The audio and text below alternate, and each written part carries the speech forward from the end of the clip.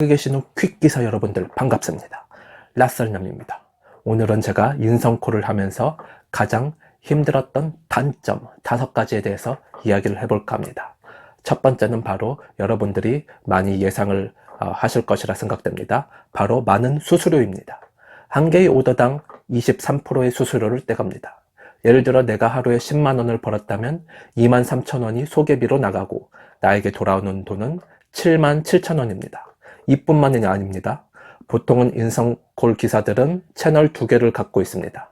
인성콜 1과 인성콜 2를 동시에 틀어놓는데 이것 역시 사용 수수료가 각각 하루에 1,000원, 또 다른 것은 하루에 1,200원씩입니다. 그럼 하루에 2,200원이 동시에 나가는데 이것이 웃긴 게 일요일이든 공휴일이든 제가 일을 하지 않는 날이나 앱을 아예 켜지도 않는 날에도 수수료는 매일 빠져나갑니다. 계산을 해보면은 하루에 2,000원, 2,200원이면은 이게 한 달이면은 30일이니까 매달 66,000원을 사용수수료로 추가로 내야 하는 현실입니다.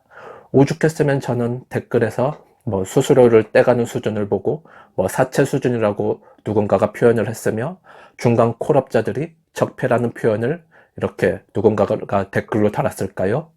음식 배달의 경우 오토바이 라이더들을 위하여 배민 같은 업체에서는 수수료를 없애는 파격적인 행보를 보여주었습니다.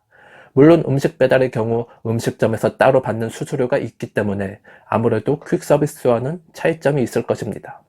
퀵서비스 시스템상 중간 콜사의 역할이 있기 때문에 수수료가 많이 들어가는 점도 어느 정도 저는 이해를 합니다. 하지만 수수료를 많이 떼가는 만큼 퀵사에서는 퀵기사들을 위해서 배려해주는 시스템들을 만들고 그런 개선점을 보여줘야 하는데 전혀 그런 개선 사항이 보여지지가 않으니까 제가 이렇게 인성콜에 채찍을 날리는 영상을 찍는 것입니다.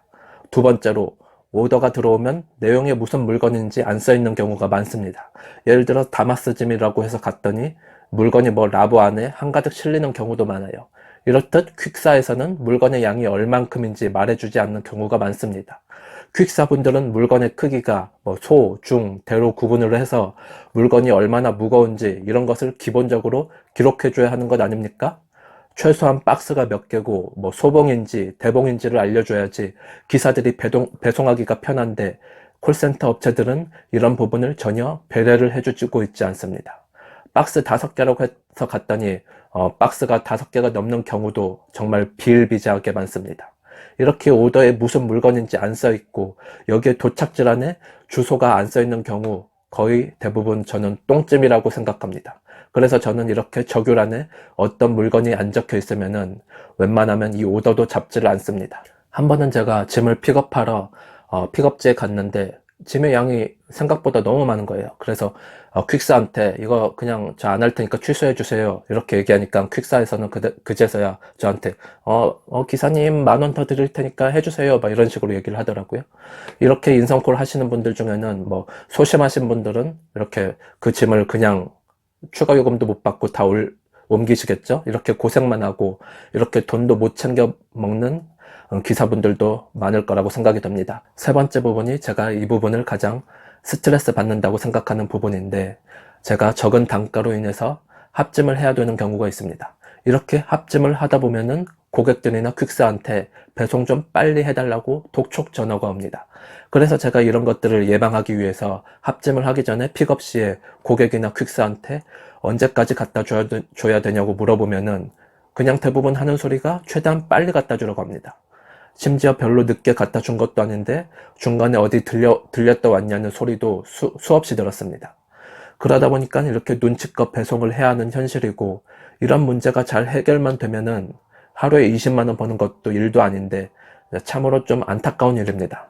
이 부분에 대한 해결책은 각 퀵사는 적유란에 모든 오더를 몇 시까지 배송을 하라고 쓰는 것을 의무화하는 방법입니다. 제가 이런 합짐에 관한 내용은 다음에 새로운 영상을 통해서 공개하도록 하겠습니다.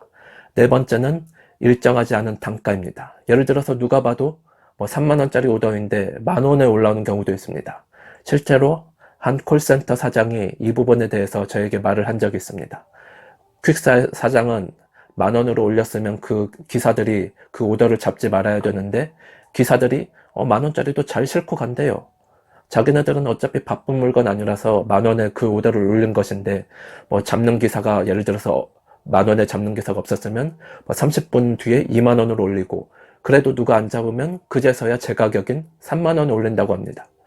이 말뜻은 뭔 뜻이겠어요? 기본 30,000원짜리 오더를 10,000원에 올려놓고 중간에 20,000원 차익은 누군가가 꿀꺽한다는 것과도 같은 이치지요.